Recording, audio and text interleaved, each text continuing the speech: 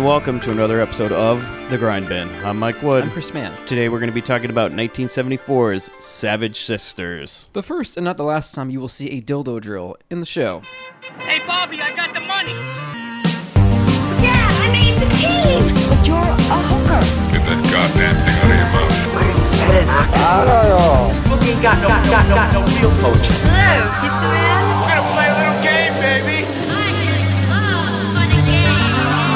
Get a little girl all hot and horny. You could have been decent once in a while. And maybe Daddy would decide to kill himself because he couldn't get it up anymore. What a shame. Come on, just step on the gas before we get creepy.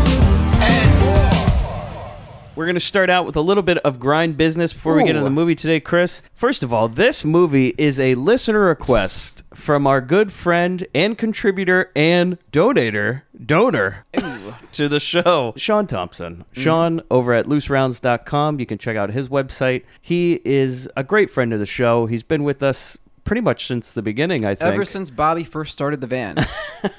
He's been a nice contributor and fan of the show. He comments over at grindhousefilm.com, comments over on the Facebook, and this is his listener request because Sean also gave us a 5-star review. And if you give us a 5-star review on iTunes and you send it to me, we will also cover your movie, and we will blind watch it. And Sean, we have not seen this movie until you sent it to us, and you know, spoilers for the episode, I really enjoyed it. I did too. This is probably right up there to me with Switchblade Sisters. Yeah, it is a real hidden gem, I'd say. Yeah. And we'll get into the movie here in a second, but Sean also has a review he has posted on our website on grindhousefilm.com for the movie The Exterminator, which is a good one. I said in a past episode I watched Exterminator 2 and I didn't like it very much, but maybe I'll give it a second chance. But, you know, well, maybe we might get The Exterminator on the show one day because it's quite, it's an interesting movie. It is.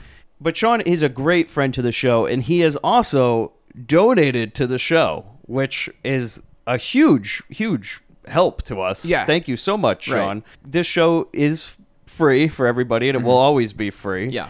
Chris and I pay for it out of our own pockets, so we really, really appreciate your donation, Sean. It's keeping the doors open here. So. Yeah, it's keeping this leather chair a-spinning. Leather chair. Yeah, right. It's a plastic chair.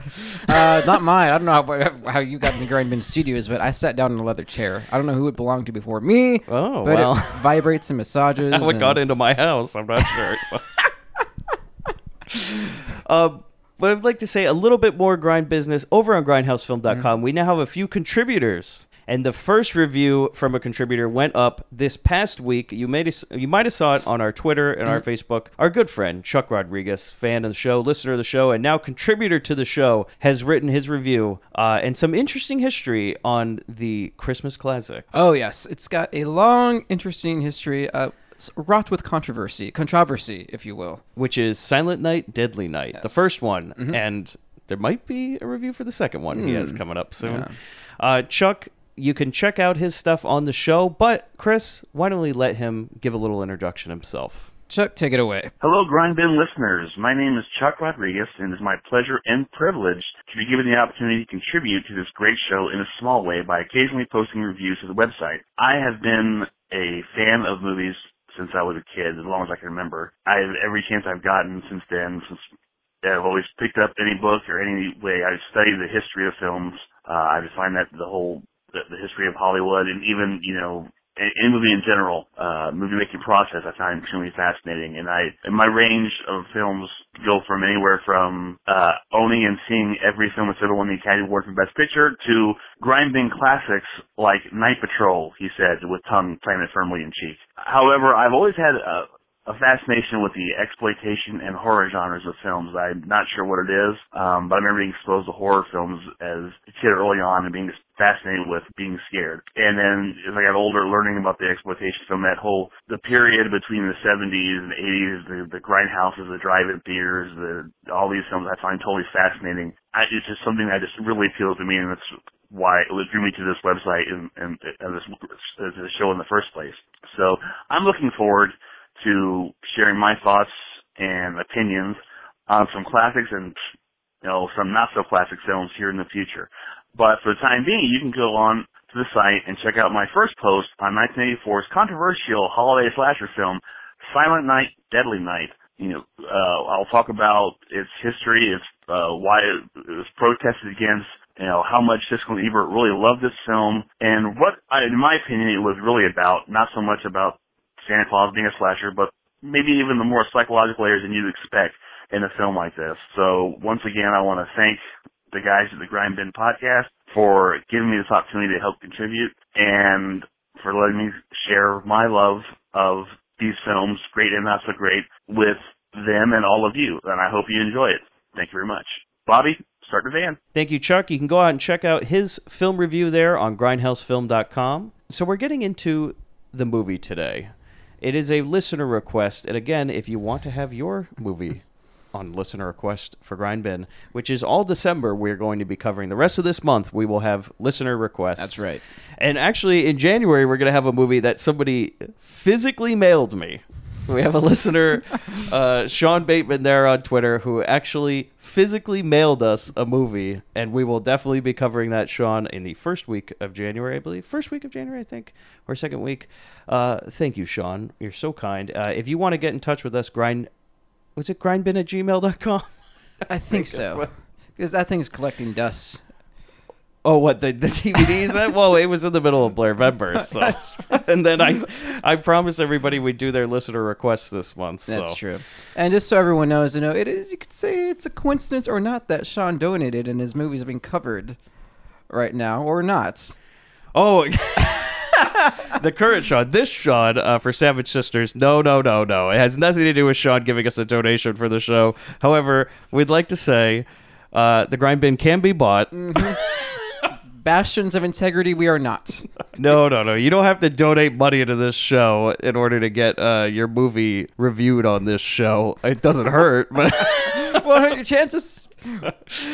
Will it make him better? Probably. Well, if you were to review this, if you were to review this show, because we have, I'm clearing out the listener requests this month, but if you were to review this show and send us a request and a donation, I'd say your chances of getting it to the top of the band are pretty damn good. Oh, great.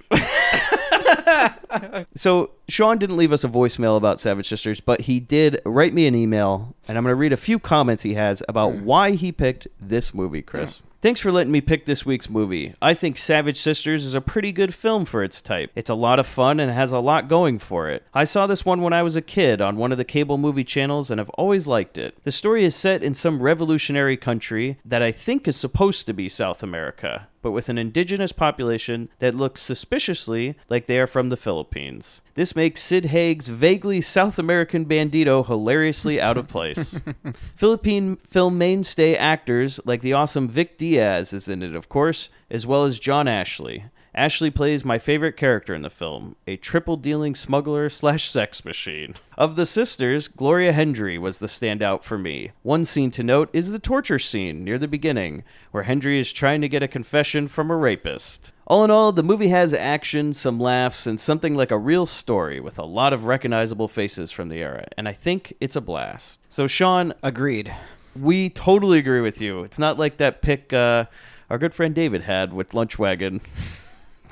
This is a movie we actually enjoyed for a blind watch. It was really good. So let's get in the history of it. Sean, it was filmed in the Philippines, actually. It was not in South America. And it was directed by a Filipino director, which we'll get into here in a second. The budget, $230,000. They got a lot done for that money. They did. It looks fantastic. Because Malibu High cost about the same amount of money, and that had no explosions in it. No. So, well, I'm sure there were some explosions elsewhere. Oh! Around a dock, maybe? Yes. It was distributed and produced by AIP, which is responsible for lots and lots and lots of B movies and grindhouse films. During the 70s and 80s. They shut down shop in 1994, though. The crew, here we go. Director and producer Eddie Romero. He's a Filipino filmmaker, born, raised, and eventually died in the Philippines. According to his bio, although he is a native of the Philippines, he does not speak nor understand Filipino. His writings and screenplays must be translated, which I don't know if I believe or not. That's why I said it's from his bio. So, be pretty crazy if you lived in the Philippines and you don't speak the language. Yeah.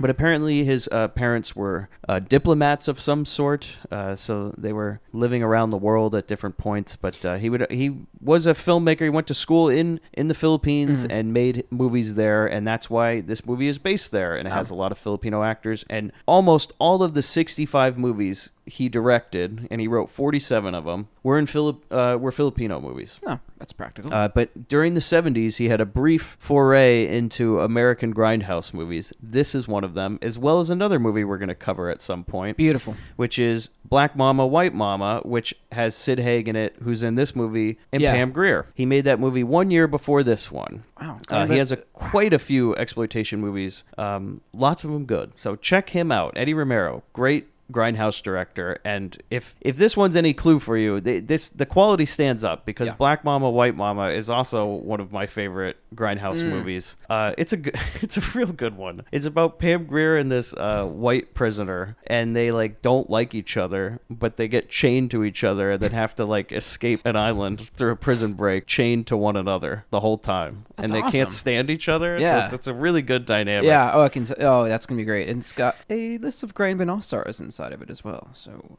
Oh, which one? This movie? Well, no, that one. Pam Grier and Sid Haig. Oh, yeah. Yeah. So there you go. So the writer of this, there's two writers for this movie. Eddie Romero, the director and producer, wrote a lot of movies, but he did not write this one. Although the writers this is their only credit. So I don't know if it was somebody else under a pseudonym or not, because the script in this movie is very strong. Yeah. A very, very well intricate story. Yeah. I say it kind of reminds me of a Elmore Leonard novel, or a Quentin Tarantino movie. It does. Especially Jackie Brown, which is an Elmore Leonard novel. Exactly. Would you have a crime caper going on with multiple different characters and factions and people playing different sides of it? It's terrific. For grindhouse movies, you don't see this most of the time. No, there's not enough thought. It's usually let's get the guy off in his car as soon as possible so we can enjoy the rest of the movie. But this is a lot like a Quentin Tarantino movie. If he were to make movies in the 70s, it would probably be a lot like this. Yeah.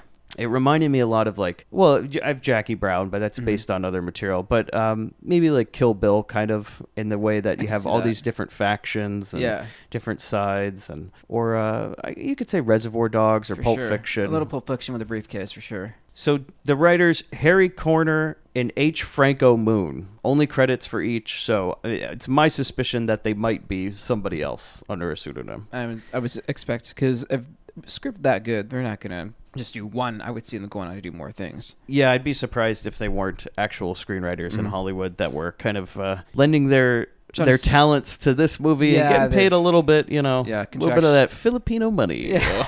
A little under the table. I could see that. So the producer, though, he is definitely recognizable. His name is John Ashley, and he produced this movie along with Eddie Romero. Now, you might recognize him in the movie because he plays the character... Was he Billingsley? He plays the character of Billingsley, which is one of the best characters in the movie. Yeah. He produced almost all of Eddie Romero's grindhouse movies for America, including this. He also did Black Mama, White Mama, The Twilight People, Beyond Atlantis, and others. He was also the associate producer on Apocalypse Now. Oh, wow, okay. Now, I wonder if that's because of the experience working in the Philippines and these kind of real rural areas. Because Apocalypse Now, as you know, was filmed... it was a hellacious filming. And it took well over a year. Francis Ford Coppola almost died making that movie. And they had a lot of bad experiences out in the jungle. I would have liked to see Billingsley in Apocalypse Now. Because, you got the Dennis Hopper guy. Yeah. But you need some Billingsley there trying to make a deal or two, out in the middle of the jungle. All right, 25%. Come on, Mylan, come on. You can get these guys working for you here. You don't have to just sit around. % the horror. He has 43 acting credits, including the role of Billingsley in this movie. But you might recognize his voice, Chris, from a little show he produced, which was called The A-Team. Oh, yes. He is the narrator in the theme song for that show. Yeah. And he's credited as the narrator on the show as well. So Billingsley produced that show. 10 years ago, a crack commando unit was sent to prison by a military court for a crime they didn't commit. These men promptly escaped from maximum security stockade to the Los Angeles underground. Today, still wanted by the government, they survive as soldiers of fortune. If you have a problem, if no one else can help, and if you can find them, maybe you can hire the A-Team.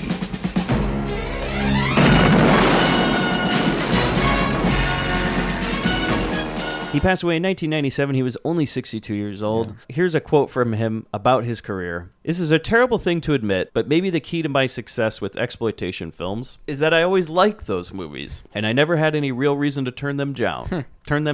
I just enjoyed doing them. Good enough reason. Good enough for me. So what'd you think of the music in this movie? I loved it. I like it.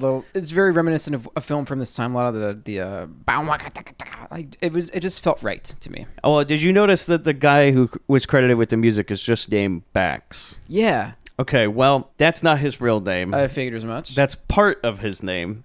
This is Les Baxter, who's responsible for tons and tons of soundtrack music, as well as, if you've ever heard the Ultra Lounge series from Capitol Records, which I'm a big fan of. Yeah. Les Baxter writes about 80% of that music. That's great. So he's been around. He's a prolific composer. He makes all sorts of weird, loungy jazz type music. Love it. When I saw he made the music for this movie, I was very excited because I'm a huge Les Baxter fan. Do yourself a favor and check out some of his music. It's all on Spotify, all the Ultra Lounge stuff. He's really good. He also did some music for 1990's Wild at Heart, David Lynch. Yep. 1997, Jackie Brown. Don't think that's a coincidence. No. In 2014, he had some songs in Inherent Vice. However, he did pass away in 1996 at the age of 73 in Newport Beach, California. But he has left us with a lot of good work. So go check out Les Baxter. And the soundtrack in this movie is excellent. Yeah, loved it. It's awesome. Very jazzy. I don't think it's piano. It's more like organ and... Yeah, a lot of weird, maybe... I think I heard maybe a Mellotron at one point. It's interesting. It's definitely like a product of its time, you know, like the 70s, 60s, 70s. I just type love of that. music. That's my favorite too. So we get in the cast. Gloria Hendry, as Sean said, his favorite, who plays Lynn Jackson. She's great in this movie. 25 acting credits, lots of exploitation movies, and one bigger movie, which is very interesting. Born in Florida and raised in Newark, New Jersey, Gloria's first job was as an assistant to the legal secretary in the New York office of the NAACP. She also became a model around this time and worked at the Playboy Club as a bunny. And this exposure led her to being cast in her first movie, 1968's For the Love of Ivy. She then went on to have smaller roles in 1970's The Landlord and 1972's Across 110th Street. Then she starred opposite Fred Williamson in 1973's Black Caesar, which is a very, very popular blaxploitation movie. She made history, though, in that same year as being the very first African-American Bond girl in Live and Let Die. And then she went into 1973 Slaughter's Big Ripoff, which is another Fred Williamson movie. 1974 Black Belt Jones, and her last credit was actually in 2012 in a movie called Freaky Deaky, which apparently has Crispin Glover and Christian Slater in. I've never heard of this. You might have to watch this then. If it's never heard of this. A little bit of a clowny clown. Oh boy. Then we go into Sherry Cafaro, who plays Jo in this movie. Now, she only has 10 acting credits. However, she is well known to Grindhouse and exploitation film fans for 1971's Ginger. She plays the titular Ginger, who is a female James Bond type character. 1972, The Abductors, and 1973's Girls Are for Loving are both sequels to Ginger. We'll probably cover at least one of those movies during the course of this podcast. Yes. They are classic Grindhouse movies, and they're fun, and she does a great job in those. She went on to write and associate produce, though, the movie Hots in 1979, which I have seen Hots, and I have listed down as a possible movie to do in the future. I can't even believe that was written by a woman. Really? I cannot believe it. Well, this is another Jackie Kong film that we didn't realize was written by a woman, and when we saw it, we were like, oh my god. Well, it's a full-on sexploitation movie. Yeah. And I was just surprised, especially from some of the stuff you're going to read about her here in a little bit. Her last known credit, Chris, was in 1997. She did a voice on the Extreme Ghostbusters show. Here's a little bit of trivia about her. Performed her own stunts in her films. Shit, yeah. And her last known whereabouts in 2011 was raising honeybees in Los Angeles. Cool. Some quotes from her on making movies in the Philippines. I'd loved shooting there. It was fun. Very different and unusual. There was a dictatorship government at the time, which was strange being born and raised in the United States. I really loved working there, though. You had to have a sense of humor to shoot a film there. You had to be really laid back.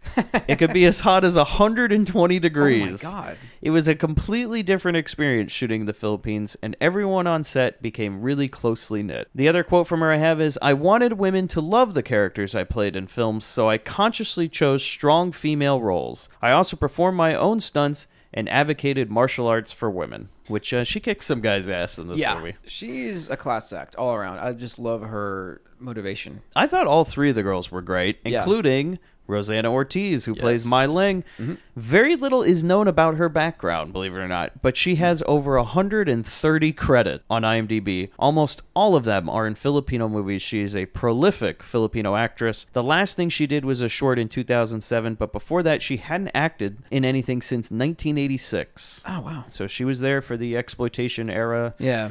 Every sort of Filipino movie you could imagine. 137 credit is the most credited person in this whole movie, other than the next person I have written down, Sid Haig. Yes. Who plays Malavasi. Now, we assume that most people that listen to this podcast are probably familiar with Sid Haig. Yeah. He is a prolific Grindhouse actor and is probably most well known for his modern roles in House of a Thousand Corpses and Devil's Rejects as Captain Spaulding. He makes cameos in Tarantino films, such as Jackie Brown. He plays the judge in that movie. And he was also in Kill Bill Volume 2 as the character Jay. He's a really, really tall, imposing guy. He's 6'4", and I guess he doesn't really look super tall in this movie, but he's always plays the bad guy most of the time because he's got a real rough look to him, big beard and a kind of a scarred face, and just 6'4", he's going to tower over most people. He has 145 acting credits, tons of B movies, and he often worked with Pam Grier and Jack Hill. All right. Because his first acting job was 1960's The Host, which was Jack Hill's student film at UCLA. This is where he first met Sid Haig, and they worked together on lots of things, including 1967 Spider Baby, which is Jack Hill. 1971 The Big Dollhouse with Pam Grier, also directed by Jack Hill. 1971, I didn't know this, Sid Haig is in THX 1138. No, really? Didn't know that one. Was he like a guard or something? I have no idea, Chris. 1971 Diamonds Are Forever, which is a James Bond movie. Yeah. Here you go. He is one of the Slumber Brothers, and he got to toss a topless Lana Wood from the window of a high-rise Vegas hotel. That movie. 1972, The Woman Hunt, which is directed by the director of this movie, Savage Sisters. Then he went back with Jack Hill and Pam Grier in The Big Bird Cage, Jack Hill and Pam Grier. 1973, Black Mama, White Mama, director of this movie, also stars Pam Grier.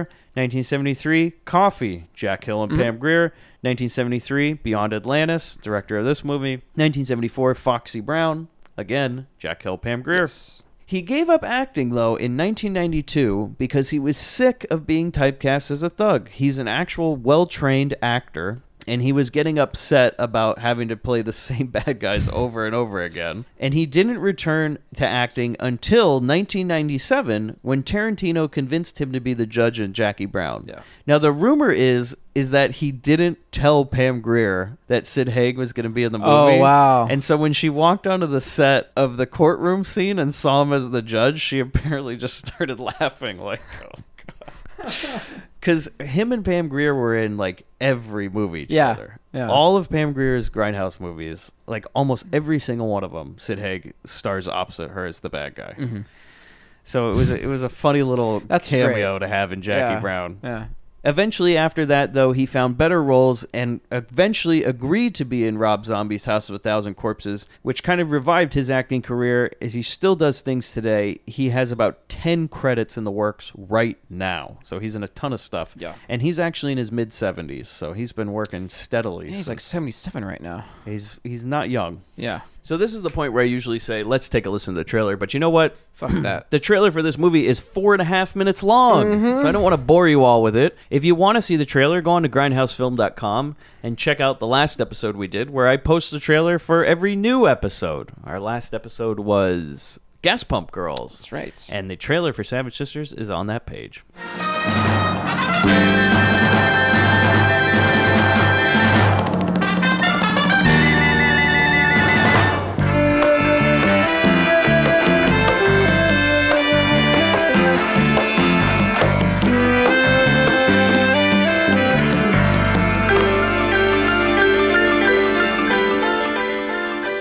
I think the best way to start this movie is by talking about our favorite character, Billingsley.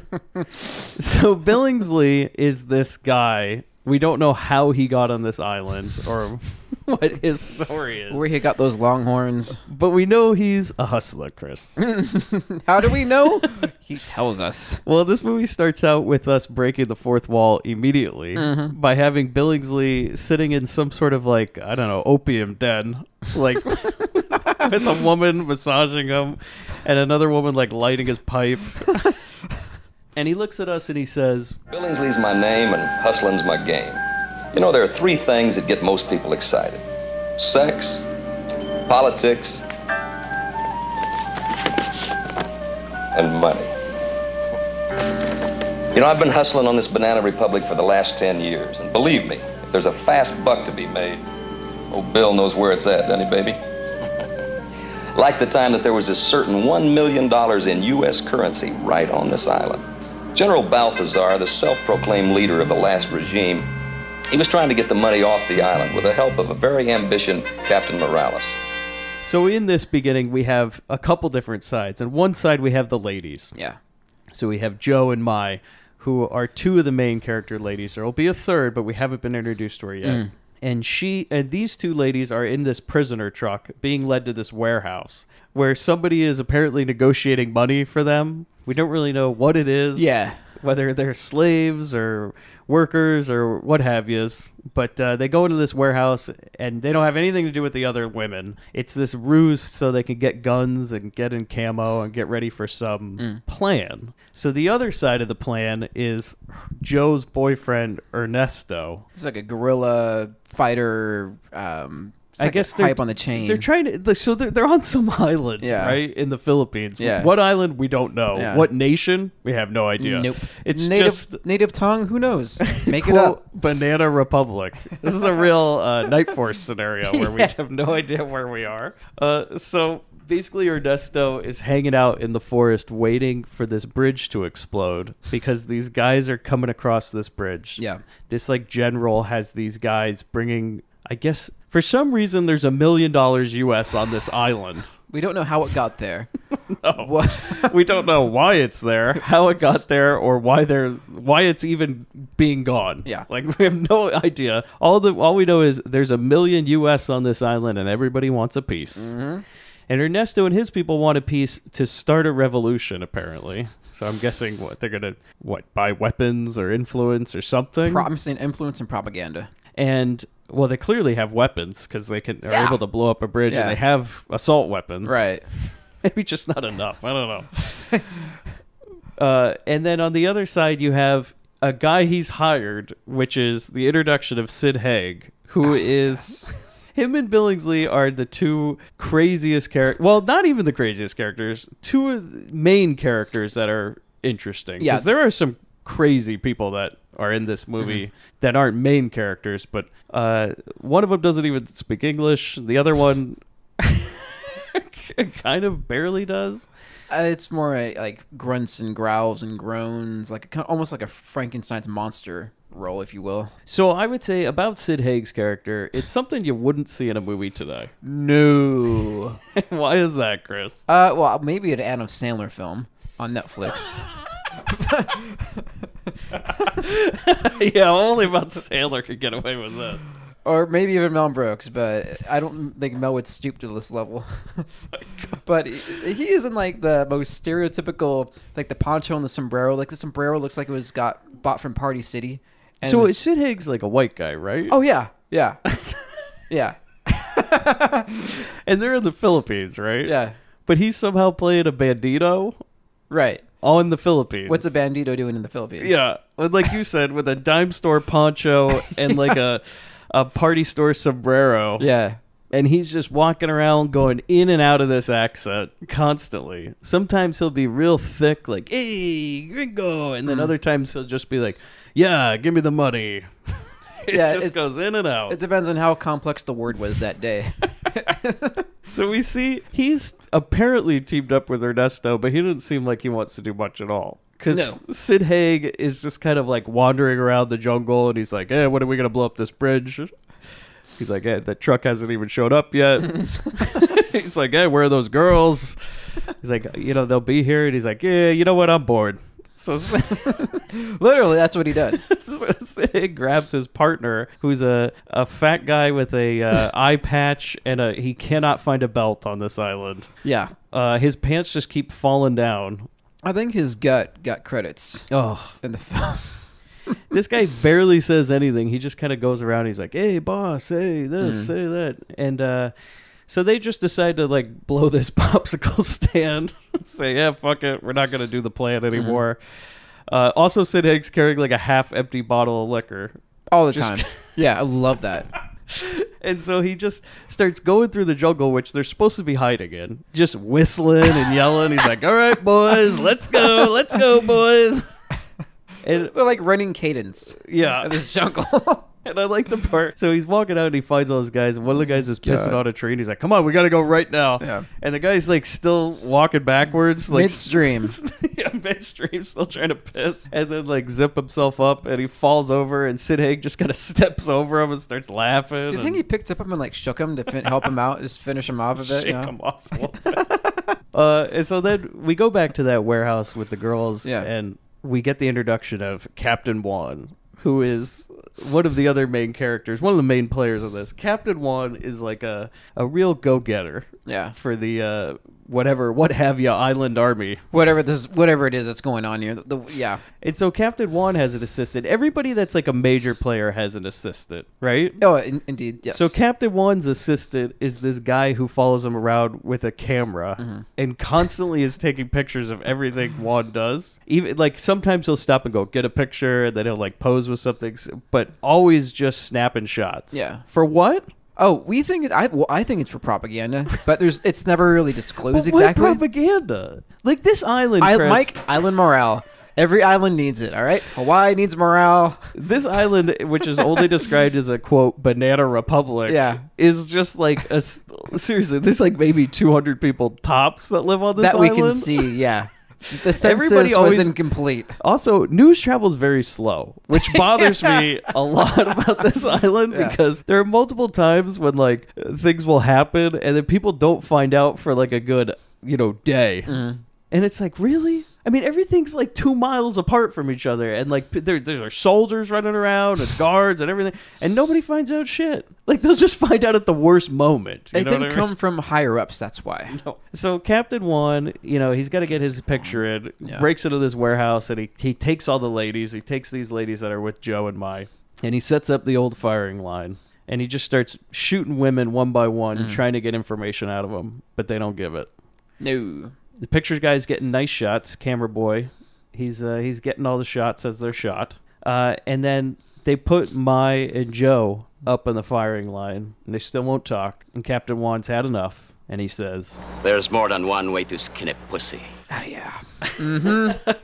So he's going to take them over to what I wrote down as the Club Med prison on this island. Well, before we get there, we finally get that truck with those guys. So apparently there's these guys that have this million US who are not from the US. They just look like they're guys from the island in business suits with these handcuffs. I believe there's 2 men handcuffed to the same briefcase, which doesn't make much sense. So if one dies, you're stuck. You're incapacitated because you have to drag him behind you. What about going to the bathroom?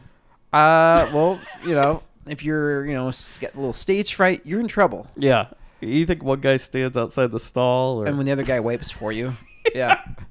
Yeah, that might be a little awkward, if you got to go number 2 and like, that situation. I'm left-handed, but, I got to reach for that toilet paper and get it done somehow, but that hand's not...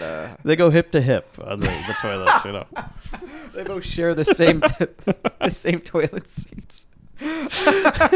Or at the urinal, they're just standing side by side. They got to go simultaneously. Well, I figured out how they do it. They drink their liquids at the same time. Well, okay, in the bathroom stall, they got to go too. They're going to stand back to back above the toilet. And just go at once. You know how they say, like, if women live together long enough, their menstrual cycles will be the same? I know where you're going with this. You think, like, eventually their bathroom cycles are similar? Like, if they've been chained together for so long? Well, yeah, the routines will become similar, and they're going to be eating at the same time, probably the same meals, same diet. So, yeah, they're going to be waking up the same morning time schedule. the same, shit schedule. Do you think they like kind of look at each other at one point and they go, you too? So they're riding in this Jeep.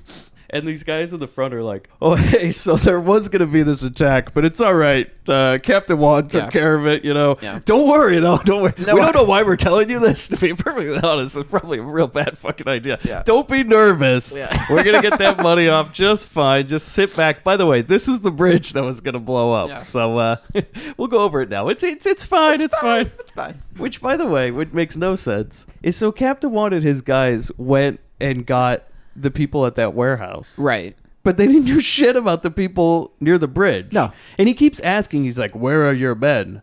It's like, well, how about at that fucking bridge that's going to explode? How about check fucking there? And you know what? Sid Haig's real easy to find. Yeah. This guy's fucking whistling Dixie all over the goddamn seriously. jungle. Just send a couple recon scouts out there, a couple of ninjas. This island has ninjas. I fucking know There's it. piss trails all over this place. I mean, and by the way, they're drinking a lot of alcohol. You would definitely fucking smell. Look for the guy passed out, bare ass in the fucking jungle. Just use your nose, follow the scent of the Jack Daniels and piss everywhere, and you'll find where they're hiding. And listen for the whistles, Mm-hmm. So they go up to this bridge that's not going to explode anymore, and it explodes. Yep. And then this big ambush happens, and Sid Haig and his boys run in, and they kill all these guys, including the briefcase duo. Mm-hmm. And they're like, "Hey, they won't give up the case even after they're dead." And Sid Haig is like, "We'll cut off the hands," and it's like, "Well, no fucking shit." Yeah. I would have liked it if they dragged around the corpses for the rest of the movie. Yeah. I was going to say that. Yeah. They're not the smartest guys in the world, so it would have been pretty funny if they're just like. Winking at Bernie's it. Yeah. And at some point somebody's like, why do you got these guys with you? They're like, well, they won't give up the case. I would love to see like there's an explosion. You see the body flying with a suitcase still in its hand, like ragdolling all over the place. I want to see a real Weekend at Bernie's type scenario where, like the guys are like falling out of trucks and like getting run over. They're constantly losing these two guys with the briefcase. Like, oh, fuck, we got to go get them. One guy's floating in the ocean with it like a little buoy. There's a seagull on it. There's got to be a point where one of the women tries to seduce him. Like, hard to get, huh? Oh, I want to see Sid Haig using one of them as like a marionette at one point, like trying to talk his way through a guard tower or something. Hey, let me in. Everything's fine, gringo. Like waving his little hand. Yeah. Here's how Sid Haig would do it. He would reach his hand through his blazer through the other end. Fit it through his sleeve with his arm. Wave it around like, that's how I would do it. Sid Haig goes this whole movie without ever taking off that fucking sombrero, by the way. Like, he looks like a fucking idiot. I wonder if this was like an actor choice or a character choice. I was thinking the same thing. It's got to be Sid Haig's choice. Like, it wasn't written as a bandito, right? Like, you think he just showed up and he's like, no, I got this. I know exactly what kind of movie I'm in. I mean, he knew the director, so the director knew what to expect. Right. But I feel like he just showed up on set one day and they're like, so this is how you're going to do it, huh? Yeah, the paper mache's still wet, I got to let it dry a bit, but I'm good to go. He's like, yeah, I've been working on my Mexican accent. I feel like I'm breaking out in this movie. I feel like it's a good opportunity. Yeah. We're in the Philippines, right? I mean, it's close enough. I mean, just a few miles of water, no big deal. A few shades of skin color, who knows? We get to this. So basically what happens is Sid Haig betrays everybody, shoots Ernesto and his friend, which is Joe's boyfriend. So he's gone. That's a wrap on Ernesto. We'll never see it. Well, we will see him again. Oh, yeah. But basically, Sid Haig doesn't really care about any sort of like cleanliness when it comes to this. He just murders everybody, leaves them on the street, and he yells at somebody at some point. He's like, don't take your enemies with you or something, and he kills everybody off. Yeah. Now it's funny to me because Sid Haig kills all these guys, but for the rest of the movie, he's got a real problem killing anybody, which doesn't make any sense. Yeah. He's just murdered in cold blood like 20, 30 guys, and now all of a sudden he's like, well. I got a conscience now, so for now on, I'm going to think about pulling this trigger. No, this money's really changed my heart in many ways. He's like, I got $1 million now. I got to act like a rich man. So they basically drive off. They leave everybody dead. And it's him and Eye Patch. They got it going. Like, they're ready to go. A panel truck picks them up. They're out, ready to go. Leaving this fucking Banana Republic island and going off to bigger and better days. Oh, yeah. Where do you think they were going with that money, by the way? In every movie, it's always the States or Canada. Maybe they're going to Mexico.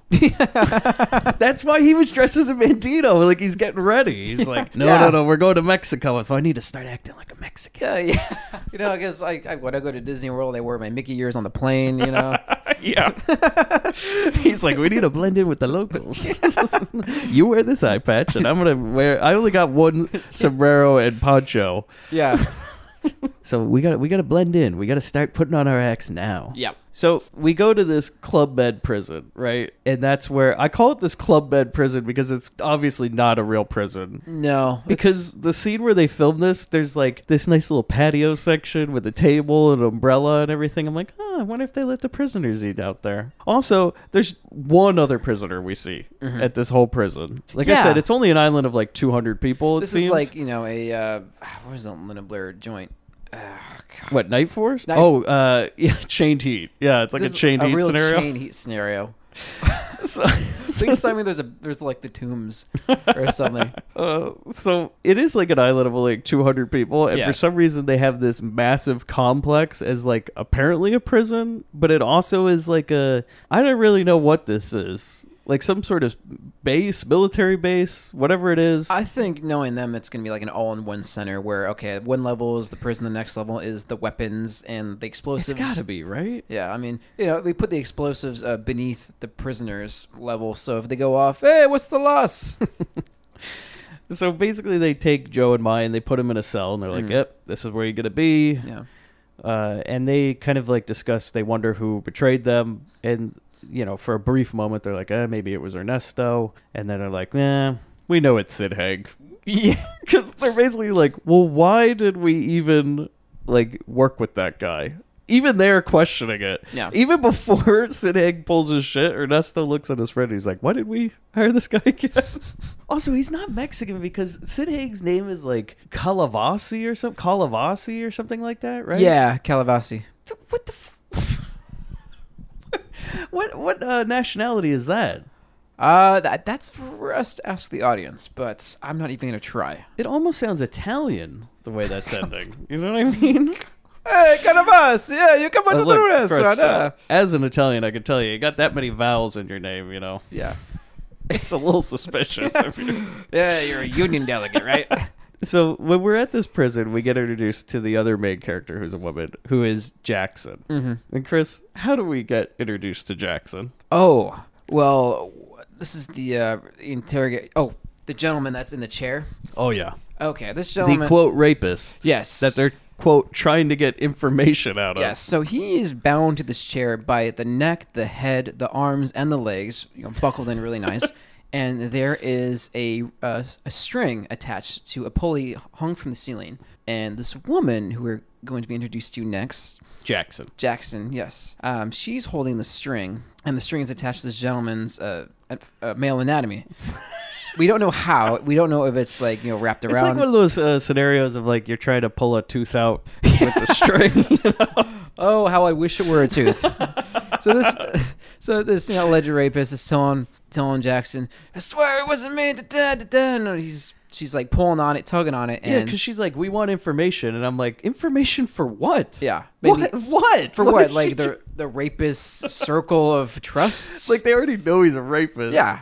And eventually he just goes like, all right, I like men. Yeah. And it's like, wait, what? Well, that doesn't really change. That's fine and all. It just doesn't change the fact of what you did. She's like, oh, really? Yeah. Oh, well, then I guess all those underage girls you raped, it's no big deal. It's like saying, like, if I stole like a 6-pack of beer and got caught, and I'm like, so I like soda, really. I wasn't going to drink it when I got caught. I'm telling the man when the cops came. That's like I mean, I drank it, but I was only doing it to try to fit in. Yeah. You know? Yeah. They're like, okay, well, you know, you can go. No big deal. I wasn't going to swallow. The old, I didn't inhale. Yeah. Oh, it's all misunderstanding. We all believe you, Bill. We all believe you. Oh, no, not again. So she says something about also how she wants him to sign a confession for what we don't really know. They already know he's a rapist. And then, okay, so before she leaves, though, he's like, oh, God. I want to see my lawyer. And I'm like, I don't think it works that way here, dude. Like, in this banana republic, I don't think it works that way. I think when you do call for a lawyer, it's just like a guard who then changes into a suit and pretends he's like a public defender. And it's kind of, oh, yeah, lawyer. Yeah, whatever you mean, buddy. Whatever you need. Yeah, sure. I wouldn't want to see what the lawyers are like over here either. Yeah. You know what? My idea is maybe it's Billingsley. That would be like incredible. He's a one-man show over there, you know? Jack of all you need a trades. lawyer, you need a boat, you need an airplane, I'm your guy. You need a tax accountant? So she ties the... Okay, so she has that string tied around him, but then somebody comes and goes, Jackson, you need to come to the office. Yes, and so she decided she's going to leave, but she's going to tie the string around the door of this cell, of this interrogation room. And this is where it gets a little uncomfortable to watch because now this guy's like, oh, no! And then she slams the door, and he lunges for it like, Yikes. Yeah. As someone who's been catheterized, I can tell you any kind of pain down there is not enjoyable. That's a hashtag call me text. We don't need to hear it. Okay. I don't want to regale anybody with that. I don't want to relive it. Damn. No anesthesia whatsoever. In and out, Mike. Woo, boy. In and out. That was first thing in the morning, but before breakfast. Well, get it done early. You know? I didn't want to get it done at all. It was an emergency situation. It had to be done, but that's all I'm going to say about that. Oh, boy. So Jackson goes into the office with Captain One, and I'm guessing the woman who's the, I guess, warden of this prison. Mm-hmm. And Jackson walks in. Okay, so for some reason when she walks in, the camera pans up, but then it stops at her chest and then continues to pan up. Yeah. And I'm like, okay, she's not wearing a skimpy outfit. No. Oh, was it... I'm like, were they trying to signify rank? Was it showing a medal or I wrote, it's either supposed to be something like that or titillating, or they just fucked up real bad and they're like, oh shit, keep going. We're gonna get one take of this shot. It got stuck. Because it's really bad. It's it embarrassing. just kind of stops dead and then starts going again. Yeah. And they're like, yo, should we take that again? No, keep rolling. Yeah, it's like keep that going. point in the tripod where you start going up and you forgot you tightened it, and you're fighting it, and you're like, oh, maybe it'll be. People think it's part of it, and you finally get it loosened halfway through. I think that's what happened. Do you think the director was like, we got that right? It was good? And the camera guy's like, yeah. Yeah, it's good. I checked the mag. It looks great. We're good. Looked like you stuttered a little bit there. No. Well, it's film. We can't play it back, so it's your word. Do you think we need another take? No. This shot. You're sure? I mean, it's a real simple scene. He just walks to the door. No, we're good. Let's go. Check the gate. So, okay, the lady behind the desk at Captain One say, hey, we got some new prisoners. We got some two ladies, and we need you to get information out of them. We need to find out where their men are hiding. Because apparently nobody knows that a whole fucking scene just happened down the road where all these guys got fucking shot up and money was stolen and everything. Because nobody has any sort of walkie-talkies on this island or anything. Not even a pigeon would have been helpful. Seriously, you think during the attack, one of the guys would have radioed in for backup? No, fuck it. Not in the budget. Yeah. It's all for that camera boy. Yeah. So it's funny because they say this to Jackson, like, all right, well, can you get some information out of him? And she's like, well, I only know how to interrogate men. Yeah, I think I'll given women have a higher pain tolerance than men. It's been said, and maybe apparently to him he thinks he's not qualified. It's like, oh, it's a whole level of pain. I don't know how to use that. I mean, I just don't know how that pain is calculated. She's this like, is a well, woman's job. I wrote, if she can't tie a string around a dick, then she doesn't know what's up. Like she has no idea. She's like, well, what can I tie a string around? So she's all confused. She doesn't know how to interrogate a woman, apparently, even though she is a woman. She doesn't know how to get to them. They're more of a challenge, Chris. Yeah. But she's up for it. And then, for some reason, the picture guy's still kind of going around taking pictures all through this scene. And then Captain One says to the Jackson, he's like, all right, get out of here. And he tells the camera guy, he's like, get out of here. I need a moment alone with the warden. And so they're left alone in this room. For some reason, they can't get any alone time. Yeah. Whether it's, after work or whatever, or they just are turned on by the fact of having sex right after capturing some prisoners. Captain Juan and the warden are romantically involved. Yeah. And basically they get undressed, and the warden makes Captain Juan go around the room acting like a dog. And he's like, no, I'm not a dog. And then she keeps whipping him. And he's like, all right, I'm a dog. And she lays on bed and she goes, well, if you're a dog, come and lick me. Yeah. And I was like, huh. I'm like, seriously, they couldn't wait till get home? Yeah. Like, can you imagine if somebody did walk in? Because I didn't see him lock the door. No. No, this is like open door policy in this place. The picture guy runs in at the end. He's like, yeah, get the picture. So we go to the prison interrogation, and Mai and Joe are led into this room where Jackson is waiting for them. And Chris, she's got some toys with her. Toys, the levels of enjoyment, that's to be debated from a certain toy that's about to come out. So she gets her on the Joe and Mai. Yeah. And also Jackson, we learn she used to be friends with Mai. Right. And she said something like, I used to be the best hole in the house. Yeah. And then I became a cop. Yeah. And I wrote, well, that's a quick career change. But it's funny because so apparently she's gone from being a whore to being a cop, which I think is the first in history. But over on this Banana Republic, it's no big deal. The ladder of success is wrought with special rungs. Like, how did Jackson come to this conclusion? Like, one day she's like, I don't think a whore career is very fulfilling. I mean, it's filling, but not fulfilling. I've been the dominatrix in this whorehouse for a couple years, and I feel like maybe I could apply my dominatrix skills to getting information out of men. I'm gonna go over to that prison and see if they need somebody like that. Yeah, I want to give back. So that's what she did on her resume. Yeah. She just goes, her whorehouse job was community service. Yeah. And she goes, hey, I'd like to work here. And they go, you look really familiar, though. Did you used to work over at that whorehouse down the street? Says while rubbing his ass. She's like, no. So apparently she's been hired as a cop now, and she's no longer friends with Mai. Also, it seems like a big conflict of interest to have Jackson interrogating somebody who used to be her friend. Yeah. But so she leads him into this room, Chris, and she says, well, I don't know how to interrogate women, but I got all the toys I could find. Yeah. And she makes Joe get down on this table, Chris. And she's got some guys come in and hold her down to help her down on this table. Yeah. Who then, proceed to strip her pretty much bare. They remove the bottoms. Yes, the bottoms especially. And what comes out next is how do you describe this? This is like if you took a Ryobi drill and took like an attachment from like Mars Attacks. Put it on have it like spinning around and So apparently this is like some power drill. Yeah. With what is supposed to be some sort of like spike dildo. Yeah.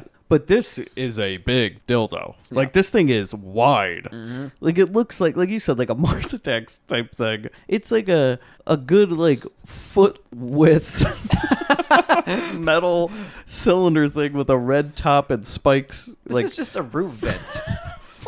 It's ribbed for her pleasure. Oh, good.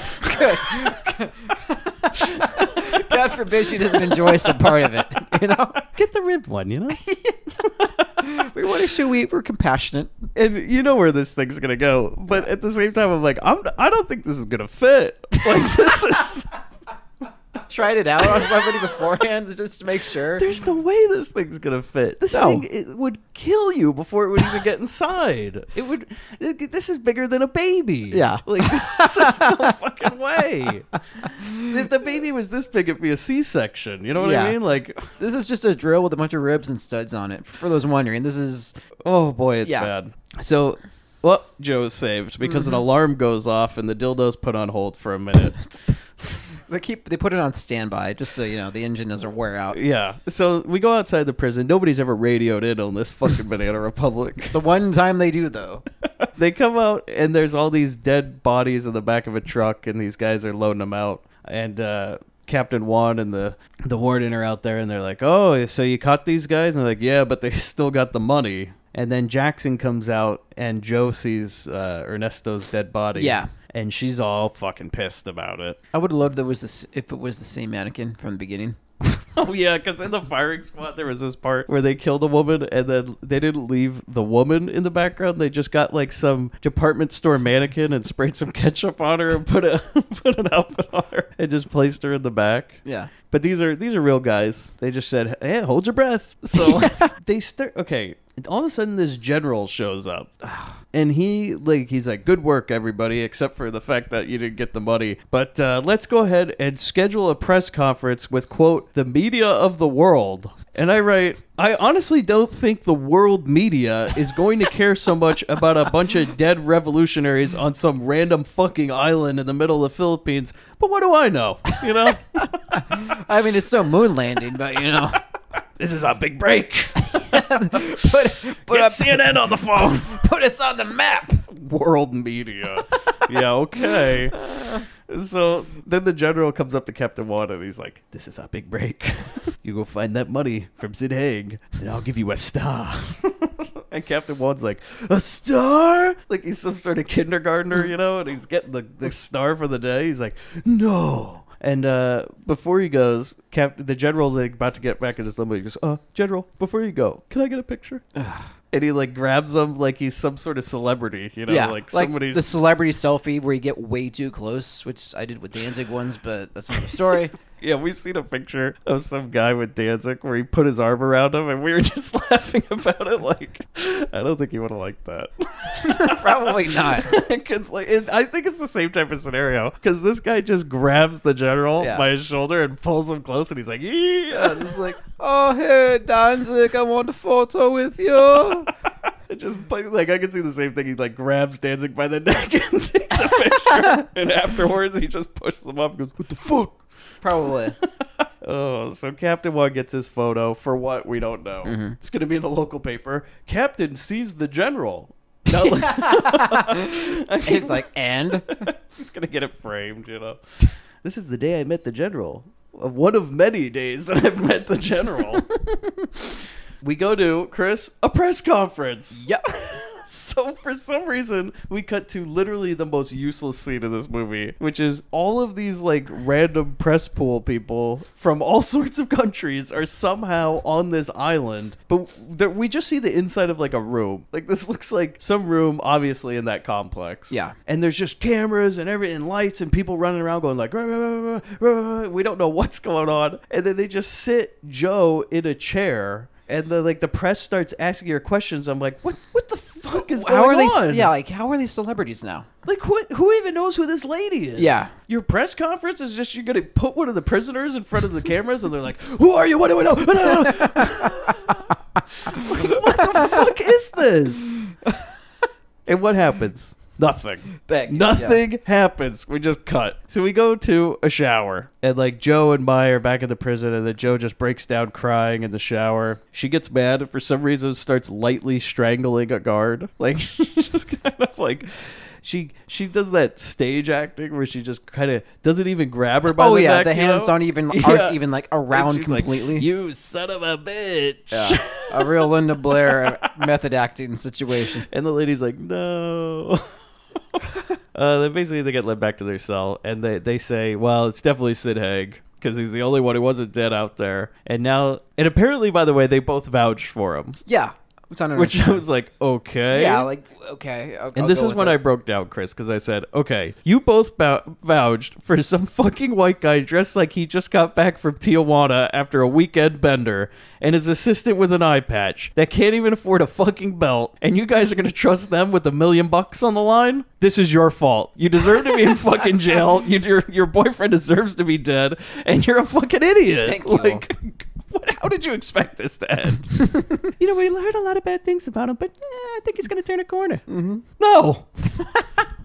So we go to this meat truck, and so Sid Haig and his eye patch friend are riding around, and this truck they got picked up in, for some reason, has a bunch of carcasses of meat in it. Yeah. I hoped that the meat had more of a role in this. Like they were gonna wear it as a disguise and like a head popping out of the carcass walking around. But no, this is the only time we'll ever see it. Yeah.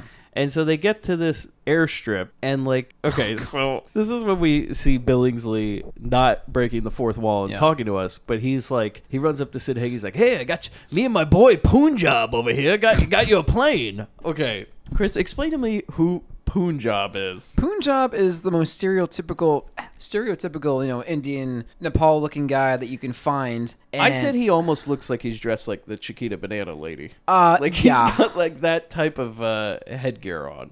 It's very colorful, It's very vibrant. It's almost like Vegas stage show-esque. Like Punjab the Magnificent or something. Yeah, he's a magician. I think this just came from the Magic Castle, to be honest. There's like a trick where you pull out a rabbit from the top of the hat. But this man, very stone-faced. The only expression he has are grunts and groans. He does not speak a word. No. He just grunts. Yeah, it's very unintelligible. And that's it. That's the big joke. Apparently, this is Billingsley's right-hand man. Yeah. And so, okay, he runs up to Sid Haig and he's like, hey, buddy, I got you the plane you asked for. Also, I found the best pilot on the island. This guy... he flew in World War II, and he introduces what I can only imagine is a 90-year-old Japanese man who has just hit the bottom of that Jack Daniels bottle. Yeah. And he just can barely even stand up. Billingsley has to like lead him over. He's like, no, they're over here. They're over here. And this Japanese guy walks up and he's just like, $5,000. Money up front. All business. And Felix is like, oh, and I got 1,000. So yeah, let's get it going here. And then Sid Haig, like an idiot, like opens up the case to pay him. Oh, and by the way, Sid Haig sees the pilot. Mm-hmm. And he's more worried about the plane. Like, he looks and he's like, this thing's going to get me off the island? And I'm like, that's not your concern. The plane's not the problem, buddy. I'll be surprised if you get in the air. I mean, this fucking guy can barely stand. I would have loved to see that plane just go like they're taking off, but just rides up a mountain, not even getting any air. Just is like a video game, like Grand Theft Auto. You got like the God cheat on. You're just riding planes all over buildings. That's what I would love to have Chris, seen. I feel like this guy, he maybe should have been over in a certain Hawaiian island, if you know what I mean. Oh, And maybe he kind of lost course and landed on some other island. Oh no. He got all drunk before the mission, and he landed, and he's like, "This is Pearl Harbor, right?" Yeah. Where the fuck is everybody? Well, mission accomplished, I guess. So dusted off his hands. Wow, that war won itself, huh? So they opened the fucking briefcase right in front of everybody. Yeah. And Billingsley looks at it and he goes, "Greenback salad, my favorite dish." And I'm like, oh my God. And then the pilot pulls out a gun, and what I think he yells bonsai. I think so. And holds everybody up, and then everybody starts shooting at each other. And basically Sid Haig and Eye Patch kill every single person except for Billingsley and Punjab. Thank God. And they basically run away, and Billingsley's like, well, I don't know. How did I know he was going to do that? And he's like, I'm taking $1 million out of here. He's like, well, I didn't know you had $1 million until you just opened the fucking briefcase like a fucking idiot. You think you'd take that money out before, but... Yeah.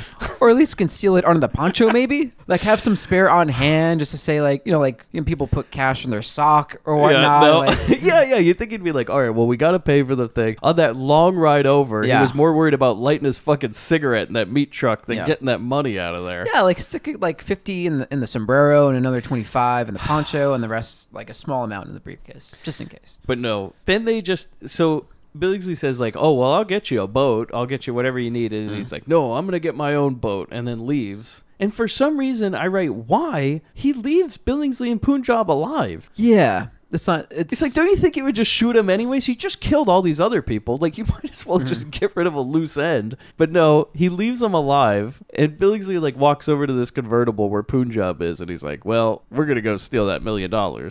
He says something like, I'm going to take my cut. Yeah. Which, by my account, is all of it. Yeah. And Punjab's like, ugh. Well, if we didn't have that, we wouldn't have a fun cat and mouse faction war that we get later, which is a lot more enjoyable. Yeah. So we go to Jackson's room. She's in her dormitory there at the prison. Yeah. And she's taking a bath, and then Billingsley like sneaks in while she's in the bath. And he's so he walks in, and she's like, well, what are you doing here? And he's starting to get undressed, like he's gonna work his way into that tub. Yeah, like just nonchalantly like, you got a room for me?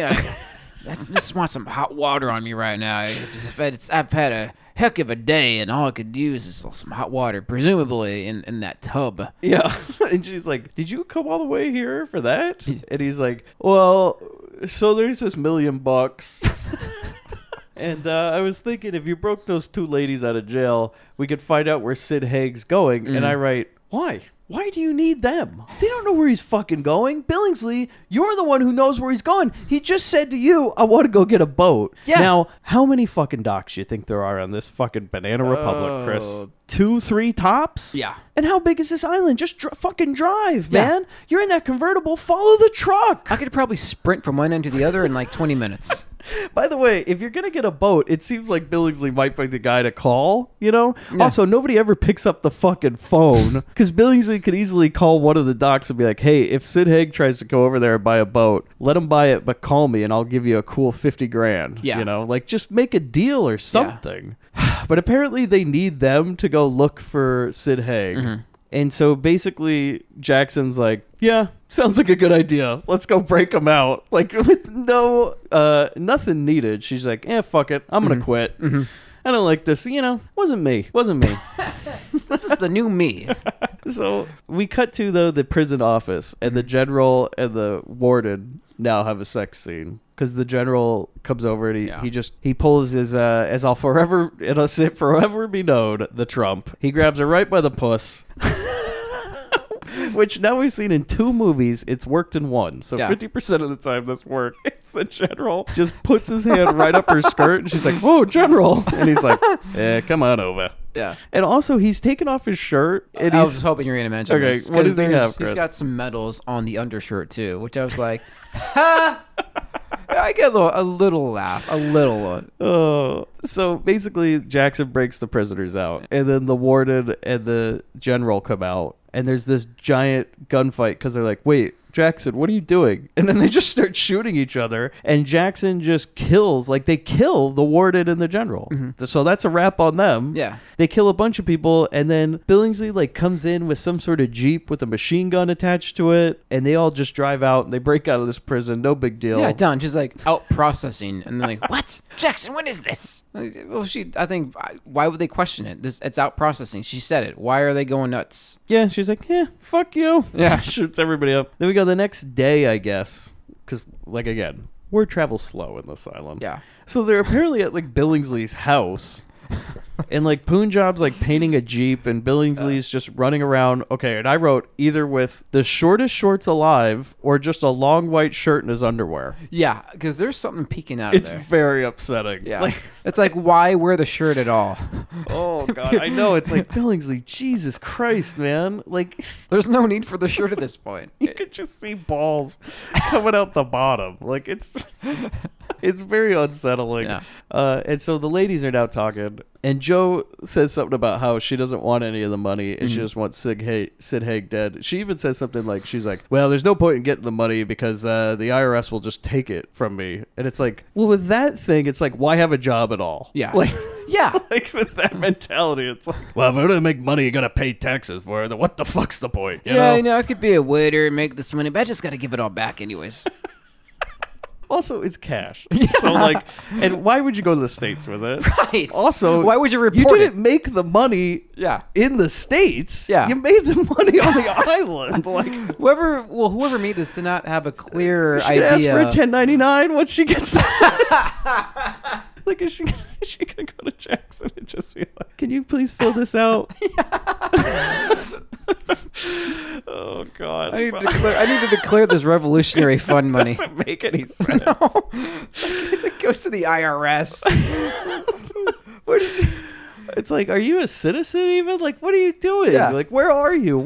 Joe, what is your story? Why are you fucking here? Other than that, maybe she works for the CIA or something. I mean, there's not even any need to launder the money because no one knows where the fuck it came from. That's what I'm saying.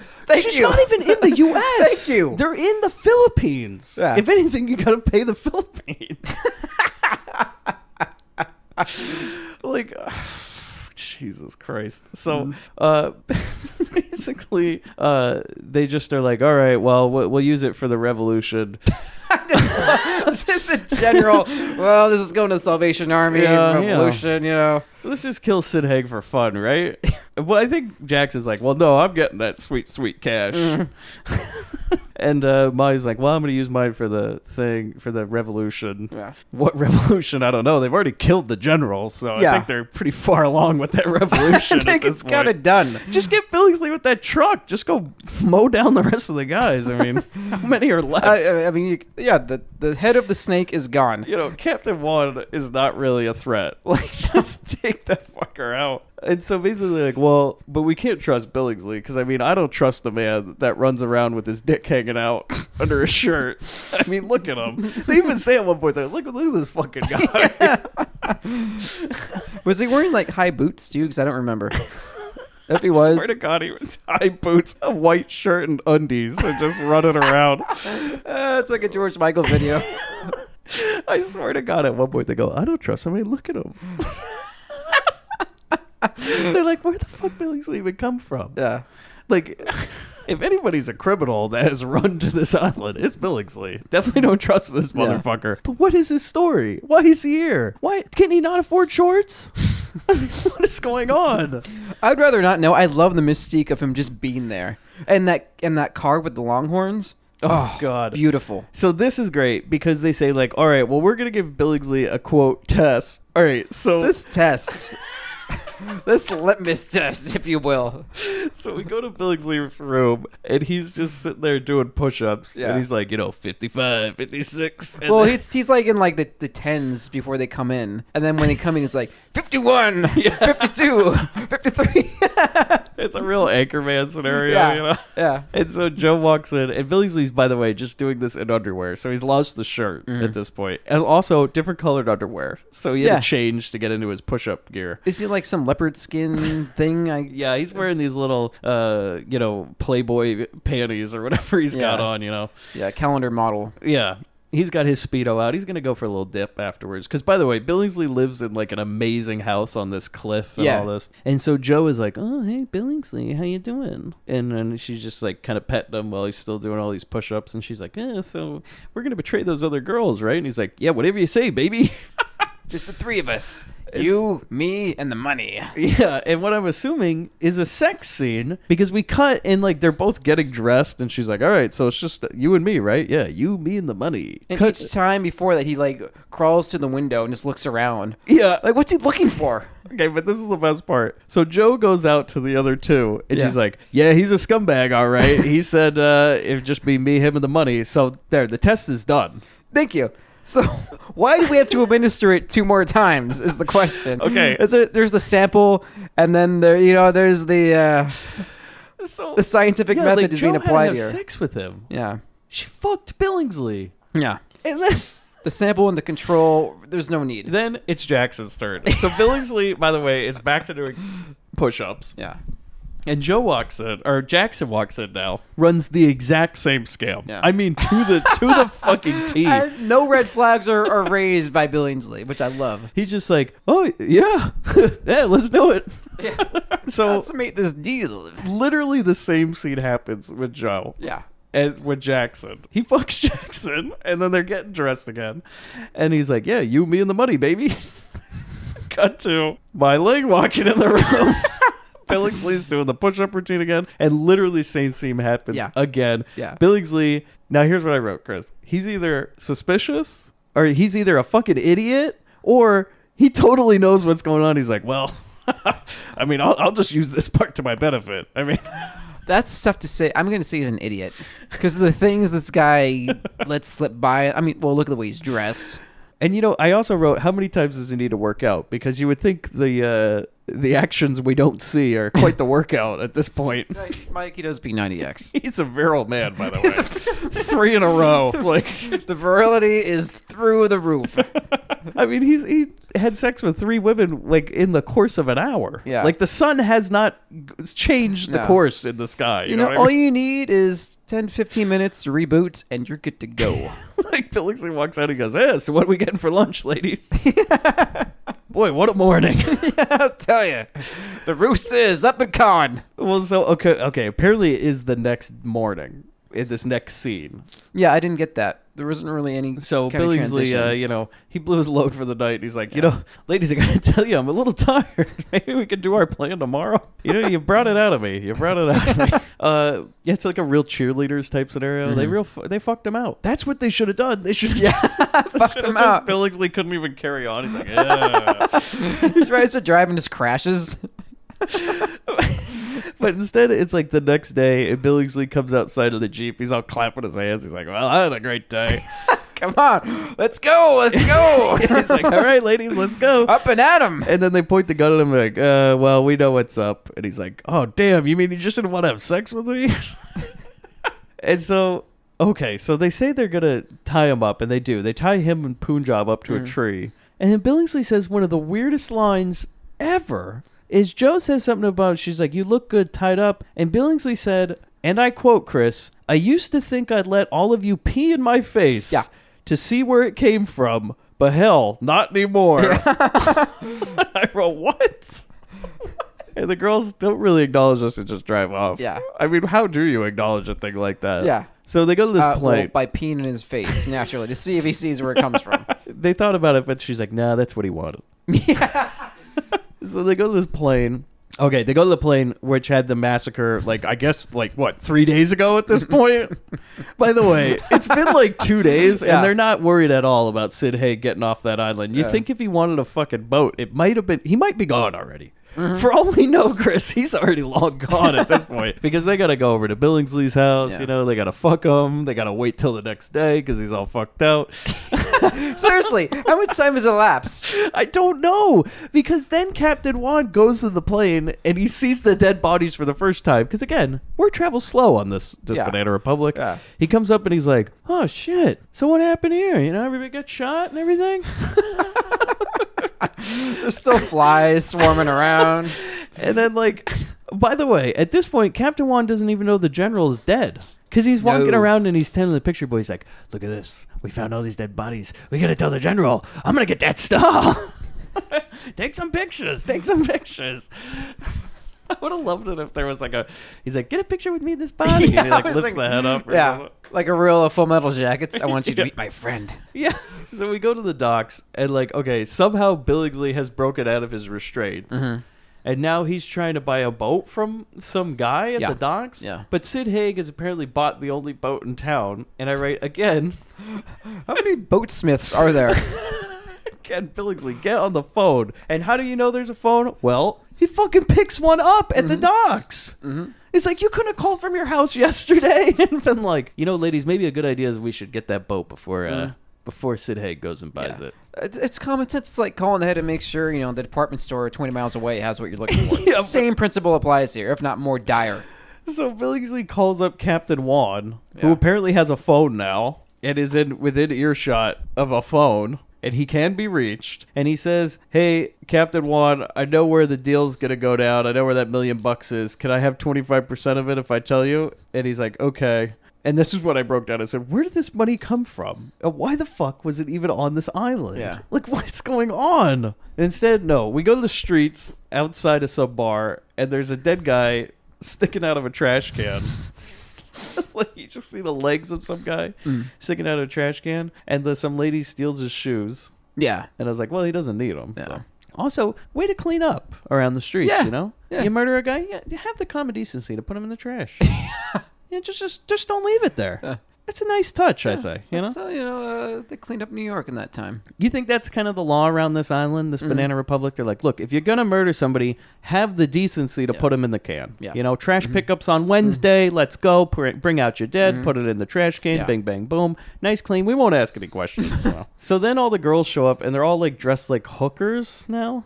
Yeah, they're going out to this nightclub. And apparently they're looking for Sid Haig because he just can't get on that boat he already bought. He's got to, for some reason, go to the bar. He's got time to kill, apparently. And waste some of that money. Yeah. So they go to this bar and the ladies walk in and they meet some guy who's like a bouncer or something. And they're like, hey, is Sid Haig here? And he's like, no, but here's my two friends. Can you fuck them or something? And so Joe and Mai take these guys to the back, and then the bouncer's like, "Oh, Jackson, you haven't seen you around this whole house in a long time. Can you do a strip tease?" And he like makes her get on stage and like do a dance in front of like this bar. And so at the same time, Maya and Joe beat up these guys in the back. They start checking rooms, see if they can find Sid Haig. They walk in on a guy fucking a woman. Yeah. And Joe says something like, "Well, don't let me interrupt." Or something that's like, no, she's like, "Well, you couldn't have waited up for me." it's like, okay. Yeah. But then they see Eye Patch and a few guys walk down the hall, and they start following him. They follow him through the bar, and they like exit out this thing. And then all of a sudden, Captain One and his boys come in and wreck the party. Yeah. And they just start like shooting everything up, and somehow the girls get out of this. Oh, I think like Jackson hits Captain One with a bottle or something, and he's on the ground crying, and the picture boy's still taking pictures. Yeah. And he's like, "All right, stop it. Yeah. Don't print those." So then we go outside of the streets. I do it like this. So the Eye Patch guy is like going to go into the real whorehouse now. And there's this beggar boy outside. This like 5-year-old kid with his hand out. And for some reason, the Eye Patch guy just kicks this kid on the ground. Yeah. He just kicks him on the ground and goes inside. And Sid Haig is apparently having sex with all these hookers. And he's like, "Hey, the boat's ready. We got to go." And Sid Haig's like, "Oh, yeah, hold on. I'll be out in a minute." And then he just shoots all the women. Yeah. For no reason. No. Like, he just loads his machine gun and just fires down this room full of whores. Because I remember watching the scene, and he's leaving, or Eye Patch is leaving, and Sid Haig is still in there, and they show the exterior shot. I'm like, it'd be really funny if you heard the guns go off. I'm like, and sure enough, he's blowing them all away. And Eye Patch is like, "Yeah, you didn't even need to use one bullet this time. You had to use..." I was like, okay, so this is like normal practice then? It's like, again, you trust this guy? Yeah. And why didn't he kill Billingsley? He's killing random He's whores. killing hookers, but not Billingsley. He's like, only I could have them. Yeah. So they go to this boat, and this is, okay, I wish they expanded on this. They go to this boat, and all of a sudden, some man in an electric wooden wheelchair pulls up, and his name is Pegleg. Yeah. And I write, whoa, whoa, whoa, whoa, whoa. Whoa. And this thing has speed. This thing is blazing. I'm like, who is this man? And why haven't we expanded upon his backstory? I want to see the Peg Leg movie. Yeah. Like, I'm real interested in this guy. So basically, he asks for Sid Haig for the money, and then they pay him. He's about to pay him, but then the army shows up, and there's this big gunfight, and Sid Haig and the Eye Patch guy run away. The girls pull up. Someone shoots this exploding barrel near Peg Leg, and you just see the burning remains of that wheelchair fall to the ground, which I thought was... I'm really sad because I wanted to see the Peg Leg origin story. Yeah. And somehow, Sid Haig and the Eye Patch Man meet up with Billingsley and Punjab. Like, Billingsley pulls up and he's like, "If you give me half, I'll get you out of here," or something. And Sid Haig's like, "Yeah, whatever." And then they go, and there's this big chase. The girls are going to chase after him, but Captain Wad sees the girls in this Jeep, and they just run him over. Yeah. Like, so he just turns around, and it's very anticlimactic as he just goes like, "Stop," and then they don't. And they just hit him and run him over. Well, it's funny because you look closely, and like the mannequin arm is actually moving right before they hit him, and like, oh, that was a nice touch of detail because I actually thought it was like a real person at first when he was just standing there with It's pretty good. Yeah. It is funny because, okay, so Camera Boy tries to ward him. He's like, "Captain?" And then he turns around. Okay, so there's a great line. Just Jackson says, "Fuck him, this ain't no crosswalk." And they just run him over. "The law's on our side, girls. Go!" And then Camera Boy's all sad, and he's taking pictures, you know? He's like asking Captain Watt, he's like, "What about my promotion?" And the captain's like, "It's not going to happen, but do me a favor. Take one more picture." And then he takes it. Yeah. Out of all the pictures he takes and wants them to take, it's that. Well, something to remember him by. So then we go to this like dirt road, and Billingsley and Punjab, Sid Haig, and the Eye Patch Man are driving down. The girls follow them, and then like they get to this fork in the road or something, and like Billingsley comes running out, and he's like, "Sid Haig took my car, and he killed Punjab." Yeah. And you just see Punjab in an off-screen death. Apparently, he's just like hunched over a stick with a knife through his forehead. Yeah. That's a wrap on Punjab. We'll never see or hear from him again. I thought that was another elaborate setup where Punjab was going to lift his head up and wink as they drove off. Yeah, because when they drive him off, because they agree to let Billingsley go with them. Yeah. Because he's like, "I know where he's going. He's going to the beach." And it's like, do they really need Billingsley at this point? Yeah. He's just comedic relief, He's which is always fine. finding his way around. Yeah. So they let him go. And then, the last shot is on Punjab. And you think, like, maybe he's going to wake up. Yeah. No. Because at this point, Billingsley is a real DeVito from the van in this film. Oh, for sure. Yeah. For sure. He's the real Bobby I got the money character in this movie. So he's always getting his fingers and everything, you know. So Sid Haig and Eye Patch, they walked out. All right, so they parked the car, they walked out of the beach, and there's these people pulling up in a canoe, and they like run down to the beach like, yeah, we got it. And then in the canoe is just Billingsley and all the girls, and they pull the gun, and Sid Haig's like, oh, fuck. And so here's the thing.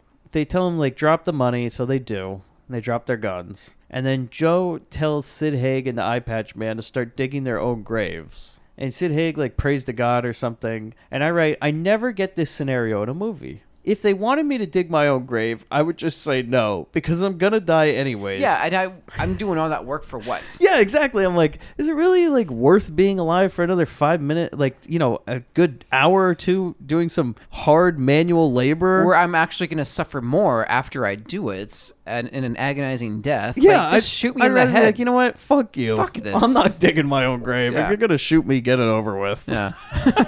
I want you to dig that shit, not me. Yeah, I'm like, I'm not fucking doing that. Yeah. But they oblige, and apparently, so they don't kill them. They make them dig this hole, and then their heads are sticking out of the sand, like they've just gone to the beach for vacation. But they're right near the waves, so the tide's gonna come in. Yeah. A real creep show scenario. But I write, why not just kill them at this point? There's no guarantee. I mean, the way people get out of jams in this movie, you never know. So basically, they're like, all right, well, we're going to leave him and we're going to go. And then Billingsley tries to rob the girls, but they kick his ass because he's a fucking idiot. Yeah. And then we fade to later. We see Sid Haig's Bandito hat just floating in the water. So I guess that story's done. Yeah, that's a wrap on Sid Haig, everybody. That would have been great if they showed a little eye patch floating. Yeah, that would have been great. So the girls are counting the money, and they give Billingsley $10,000 for his troubles. I write, why doesn't anybody just kill this motherfucker? Yeah, why are they giving him money at all? Just kill him? They're out in the middle of nowhere. No. I mean, $10,000 out of $1 million is not much. No, that's an insult. So Joe and Jackson are going to leave in the boat, and Maya and Billingsley are left on the beach. Yeah. And Billingsley's like still trying to make a deal with Maya. He's like, yeah, so that revolution is going to cost some money. You know, I got guys, I got guns. You want me to hold that money for you when we get there? And then that's it. Credits. Yeah, roll credits. So your recommendation, I Chris? highly recommend this. This was a fantastic, fun film. Thank you, Sean. This was a real treat. This was a good one. Yeah. I really liked this one, too. Yeah, it was I good. did. It was a lot of fun. Highly recommended. That's all I got to say. Yeah. No caveats to it. Go out, Yeah. seek it out, find it. It's on Amazon Prime. You can watch it for like $2.99. I have a DVD version that's like horrible fucking quality that I bought for this show. Really? It's so bad, and there's a big scratch on the disc, so like halfway through it skips, and it's all fucked up. So the transfer is bad too? Oh, the transfer is horrific. Oh, no. So you're better off just watching it on the Amazon Prime. Yeah, $3 to rent it, and then it's like come on. $10 to buy it in HD. Yeah, that's a steal. Yeah. This is Just go worth for it. Go Yeah. for it. You hear that sound, Chris? Shit. Oh, God. Yep, there they are. I see that. If this is the first time you're listening to this program, we always flash back to the first film we covered, 1977's The Van, starring Stuart Goetz and Danny DeVito, about a ginger kid who uses his money from a car wash right out of high school to buy a big yellow garage van that is in turn the vehicle in which he lures women into to have his jollies, and his employer, Danny DeVito, aka Andy, who helps him get into all kinds of schemes and what have yous and ways to sexually assault women. We like to think, how would those two boys end up in any film we cover? And today it will be Savage Sisters. So here's what I think. For me, this is actually really open shut. That money. Here's what I think happened.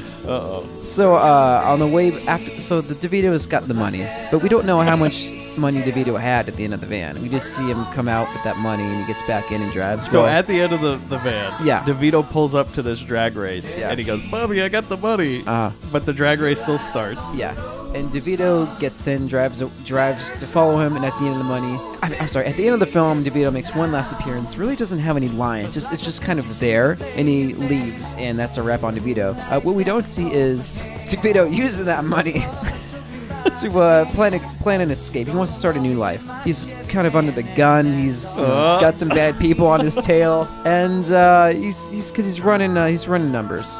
Is the whole scheme of the van? Yeah. So he's like, I got the money. I can start a new life. Bobby doesn't need any more. The van's toast. So he decides to take a random flight. He throws a dart on a map and ends up being some Banana Republic island that has no name on it. And charters a private plane. That plane goes down halfway through because DeVito's got strippers and hookers on it, and he throws one of them too hard, and let's just say she kind of falls to the cockpit and onto the pilot, knocks the pilot out, plane goes down. That money ends up adrift in the ocean, and that suitcase ends up in the hands of one, individual. Oh, yeah, these two guys with handcuffs. Yes. And they're like, well, we've handcuffed ourselves together with this briefcase. Might as well fill it with that money. Yeah, we're really going for it with this, LGBT pride thing. We might as well cement it with these handcuffs. I mean, this is our statement. Oh, look, $1 million. And that is how that money ended up on the island. I feel like that money maybe would be connected. So we don't know where that money's going. All we know is there's $1 million US. Oh, I see. And what you didn't see, Chris, is parked by that dock is the sound. Yeah. The straight arrows there. Yeah. Bobby and DeVito waiting for their money. It was their money, their investment. They bought that whorehouse with that extra cash, the insurance money they got from that straight arrow, flip it over. They bought that whorehouse, and then, they were going to sell it for $1 million US. Yeah. And the money's being delivered, but it never shows up. That's all I got. I think this is a hard one to fit in, but you certainly came up with a good one. It was all right. So I hope you enjoyed this show. The rest of December is Listener Request Month. Next week, we have another listener request. If you want to find out the movie, go to grindhousefilm.com and check out the blog for this episode, and we'll tell you what next week's is. You can find us on grindhousefilm.com. You can email us, grindbin@gmail.com. You can find us on Twitter @grindpod. You can find us on Instagram and on Facebook as well. And if you want to be part of the next listener request month, all you have to do is rate this show 5 stars on iTunes and then send us your request, and it'll be right to the top of the bin. Top of the bin, encrusted in gold. And if you do subscribe to the show, and if you do listen to the show on iTunes, please, in that screen that says subscribe, click that purple rectangular button that says subscribe. We will be ever so grateful. Same goes for Google Play. I think I don't have an Android, but I think you can subscribe. I have no idea. Who knows? Bobby, start the boat.